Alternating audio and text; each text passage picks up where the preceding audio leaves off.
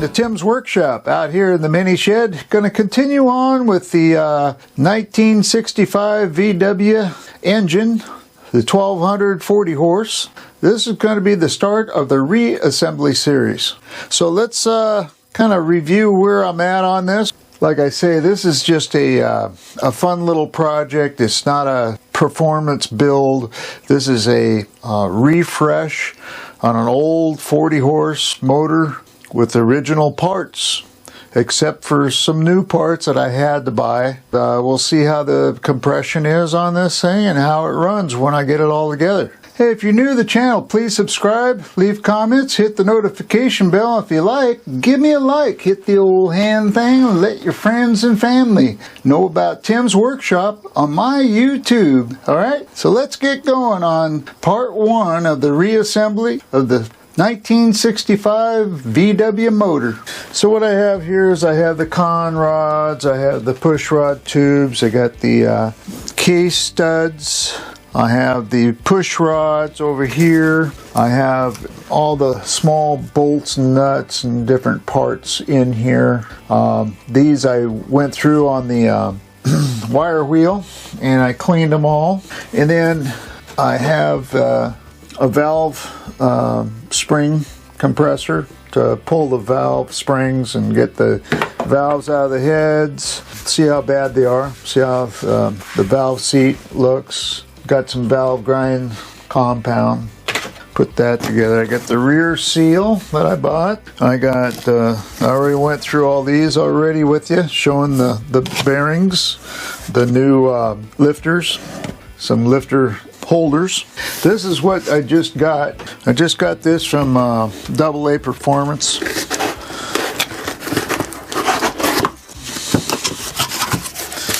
I've already had one of these out to check on it and see what it looks like. New piston and new jug. These are the 77 millimeter. Comes with the new cross pin, the keepers. Looks really good. All the fins are good. They're nothing's cracked or broken. I test fitted it into the head. It's exactly the same as what was in the head. So this is stock. That'll go on later. We have a lot to do before we even get that far. But before I started rebuilding this, I wanted to have pretty much everything that I need to rebuild this motor, to put it back in the stock configuration. Next, lower half of the case, I gotta go around and clean up all these. And what I got is I got some zero steel wool. It won't scratch up nothing, you know, but it will clean up everything. This model of 40 horse, the early model, doesn't have cam bearings in it, and it doesn't have the O-rings that go in these by the studs. Non-O-ring case.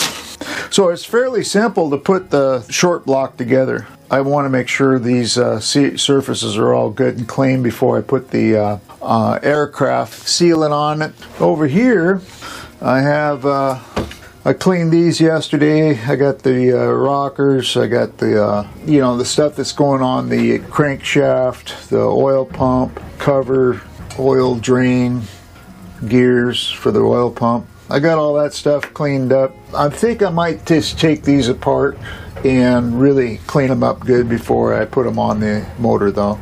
So what I have here is the crankshaft. I put a couple bolts on each end and I put some bushings in there, right, to ride on the, well, on this end you have your roller bearings, and this end you have threads. That'll kind of protect both.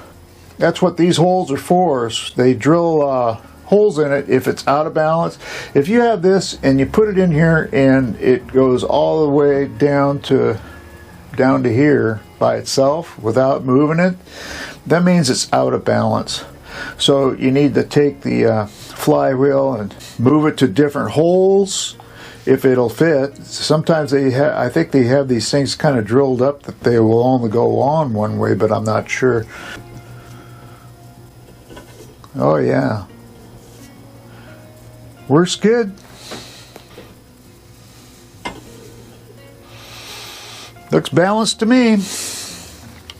So that's how I kind of put these together. I took the stand that's normally up, I put it at the bottom, and then this piece actually has a hole through it, which was perfect to put these bolts through. Clamp the head down so the bolts were not sagging, you know, so they're nice and firm, right? And then put these bushings on there. It worked perfect to put that flywheel and the crank on there to see how balanced it was. I just wanted to double check, because when you do start these motors up, you don't want them to be out of balance, because if they are, they're going to tear your bearings up inside your motor. I put the first gear on hot plate by itself. Made sure it was up over 173 degrees or 176 per the book, right?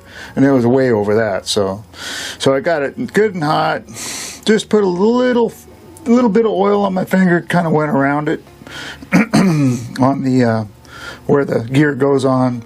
I made sure that the key is in far enough. I measured it with the 6-inch scale, and it's 1/10 of an inch, just under 1/10 of an inch if you get the key in far enough, and the measurement on the slot on the gear is 1/10 of an inch. So if you just get it even so it's in all the way, you're ready to go. Got that thing hot, put it on there and got it started, but it needed a little help getting it all the way down. So I put that on there, bam, bam, bam, got it all the way down. Made sure the dots, the timing marks, are on the top side here. The first bushing with the dowel facing the flywheel. So we're good there. I got this on the hot plate now. We're going to put the next piece is the spacer. Put that on. Okay. Now the next piece is this one. This is the distributor gear.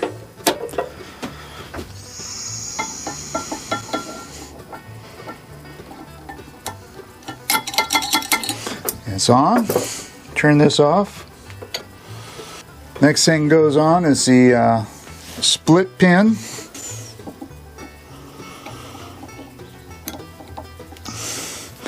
Okay. There we go. Now we make sure, spin this around a little bit, make sure it's in there. Okay. Tap, tap one more time.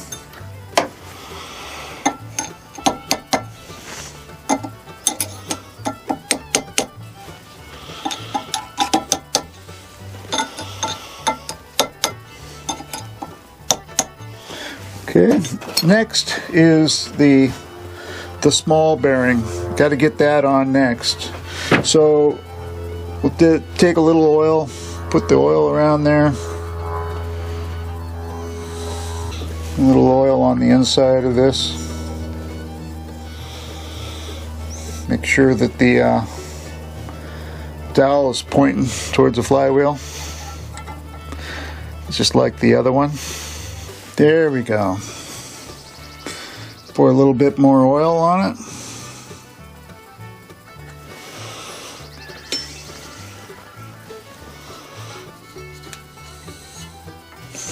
All right. So this goes up like that. And this goes in like this. Okay, so that's right. So now we're going to get this tapped in there.